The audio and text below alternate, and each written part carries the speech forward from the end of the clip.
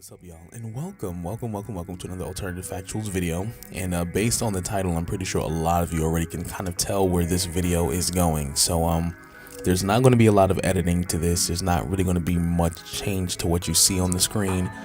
This is more or less just an absolute honest review. I know some people who are going to try and make this seem not necessarily this video specifically, but I know there are people out there who make videos and do reviews, and sometimes they have ulterior motives, whatever. I'm still a small channel, obviously, but also I'm trying to be as honest, as blunt as possible, so that way people can kind of come to this channel for the truth, at least a true review when I talk about something. But I'm here to talk about Captain Marvel. I wanted to give it at least a couple days, get enough people to see it, so that way when I decide to release this, everyone can kind of be on board with it and kind of have a basic understanding of how I feel about the movie. So let's kind of jump right into this. So here we go. So I'm going to start straight off the back with the intro. It had me in my feels, like, oh my god, yo.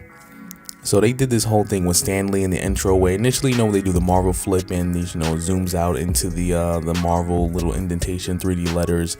Usually it's like Captain America or Iron Man or whatever like that. But it was all Stan Lee, and it was just like, dang, bro, he really did pass away, and it just really hit in the feels off the back.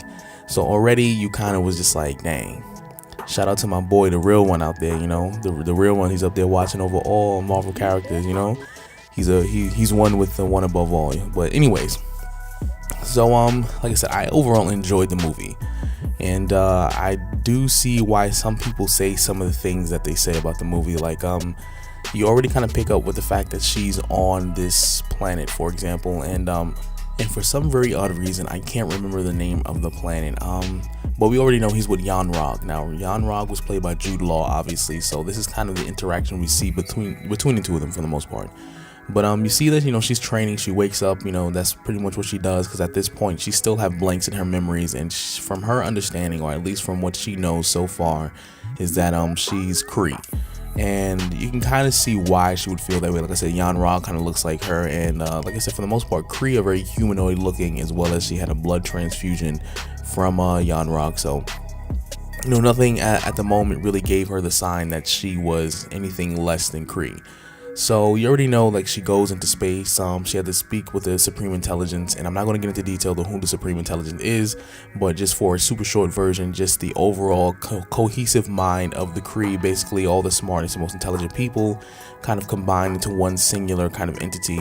But she meets with the Supreme Intelligence, where they tell her, and they show up in a form that they say is supposed to be relevant to her, and remember that her memories are kind of blanked out at this point.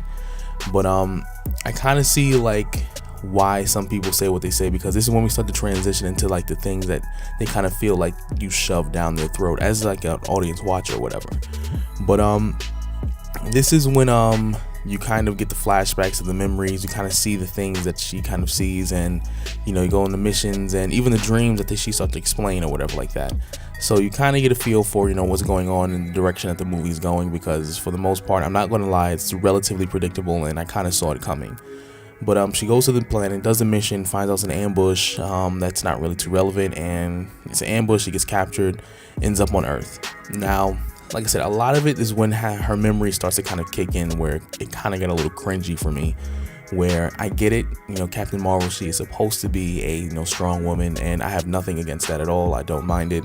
But the way that they go about it is they try to really, like, it didn't happen too often, but they did try to they did really make it, like, obvious. They really shoved it down there pretty deep in there, and it was just kind of a little, not too much, but just it was, like I said, cringeworthy, where they make the comparisons between her being younger, her always falling, being compared to her male counterparts, and her thinking that, not necessarily her thinking, but other people thinking that she won't make it as a pilot, or she can't drive cars, or she can't play baseball, whatever. They made this, like, I think 2 or 3 times in the movie, and it's just the moments that they decide to use them. It's like, okay, we kind of get it.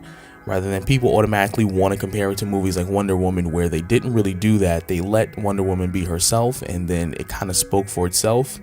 But everyone needs a character to look up to. But besides that, I've been ranting a little too long for that one. But overall, I think I enjoyed the movie. That's definitely, that's no question about that. I enjoyed the movie. like I said, it wasn't the most amazing movie. Do I think it was like, in comparison, is it something now compared to like, Avengers, the last Avengers movie with, Thanos with the finger snap and all that? No, I wouldn't compare it to that necessarily, because that, in my opinion, was like cinematic gold. That was beautiful. That's literally like 10 years of storytelling, like all woven into a single tapestry. Like this, I love them. Just, anyways. But like I said, I enjoyed the movie. It was fun. I like the interaction between her and Fury. Actually, they actually seemed to really have good chemistry on screen, so I was really digging it. I didn't mind it too much. Like I said, I really liked their chemistry, and I would like to see a little bit more of that if they decide to do a Captain Marvel 2, where Fury comes in and just chats it up with her when he comes back. But like I said, good chemistry there. For the most part, Coulson is a real OG, and this is the reason why I like his character so much, not even just in the MCU, but even in the series. Because Coulson, even though he was in that staircase, and then at this point the Skrulls took the form of his boss. Like I said, the Skrulls took his form of his boss, who was Talos, but I forgot the name of his actual boss. But they took the form of him, and then they were, like I said, they put out the order that, Captain Marvel or Carol Danvers and Nick Fury were to be killed on the spot. But, here comes my boy Coulson holding it down like a real one, and he was just like, nah, I'm not going to do that to my boy. Yo, did you see him in the staircase? That's the other dude talking to Coulson. He's like, nah, they're not here. So I'm just like, yo, Coulson's that guy, B. He's that guy. Like, that's my boy right there. But let's kind of fast forward this a little bit. Like I said, a lot of the movie was not necessarily, I wouldn't say memorable, but it's not super duper relevant. But this movie served a purpose to kind of fill in some of the blanks. Like, we already know, like, for example, that a lot of people suspected that the Kree were probably already on Earth, or kind of already scattered all over the universe, and I'm pretty sure we'll see some more of them again. But this kind of was a movie to tell us why or how the Tesseract even got on Earth, or why Fury even had it, or why he even knew about it, or why he seemed so comfortable with interdimensional people or aliens like Thor, and all this other stuff where he was kind of just pretty chill about it. And this explains why a lot of that stuff seems to have happened previously.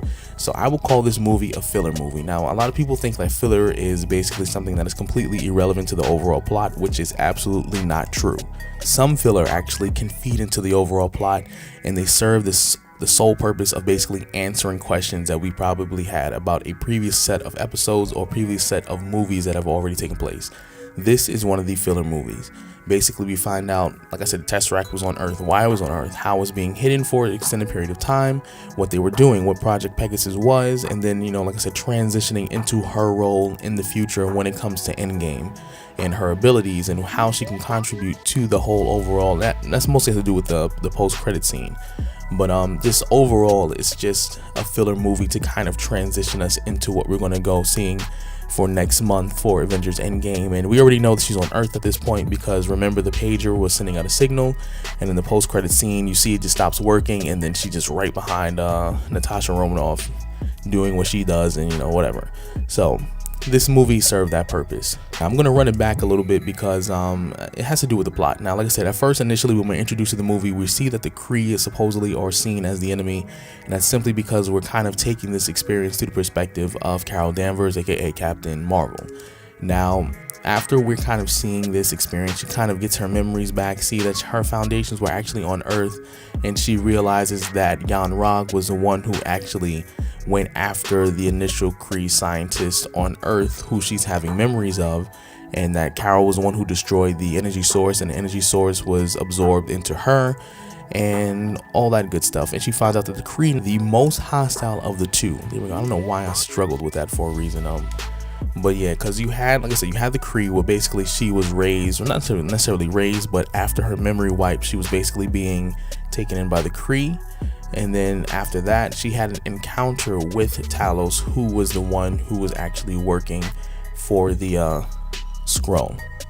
So this is what made it interesting, just the dynamic of the plot. But overall, like I said, it was a relatively predictable plot where the Kree ended up being the true enemies of this movie. And you know, they just happen to be, the Skrull would happen to be, you know, refugees just trying to find a home, and the Kree just didn't allow it because the Skrull would not bow down to them. All that stuff, relatively predictable, and it's nothing super duper absolutely relevant to the immediate plot, at least the movie. They just gave little key things in order for us to see that this ties in, and this is a filler. And like I said, the second one will probably be a lot more relevant to what we're going to see going forward in the next phase of MCU movies. But one thing also that I found interesting was the fact that they had Maria Rambeau. Now, for those of you who don't know, like, you know, if Rambeau doesn't ring a bell for you, Rambeau is like the name of, well, the last name of Monica Rambeau. And Monica Rambeau is basically a fictional character, superhero character in Marvel. And she's literally also known as, I think, the initial or the first iteration of Captain Marvel when it comes to the comic book wise in her publication history. And like I said, Monica Rambeau was born in New Orleans, Louisiana, so that's basically where they went. So that was pretty consistent, and I'm excited because that does mean that she potentially can have powers going forward, meaning by the time we get to Endgame, maybe she'll have powers already, or that they might actually introduce her, or they took the time to introduce her so that way at a later date she can actually develop powers. But like I said, that's pretty cool. Okay, so let me kind of get into my overall rating of the movie, as I would say. Now, I'm going to do this on a scale of 1 to 10, and let me see. On a scale of 1 to 10, I give this movie probably like a 6 out of 10. I would say, to be more accurate, I'll probably give it like a 5.8 out of 10. Now, like I said, I enjoyed the movie. It was definitely watchable, something that, you know, I wanted to see, and there was absolutely nothing like necessarily really bad about it. But like I said, there were a few cringe-worthy moments where they try to shove down your throat that she is just as good or better as her male counterparts. And I know the purpose for it, and I know that there necessarily wasn't their purpose to show that she's better than men, but it was cringe-worthy because the moments that they kind of did it, it wasn't really necessary. But besides that, the plot was relatively predictable, still enjoyable, but predictable.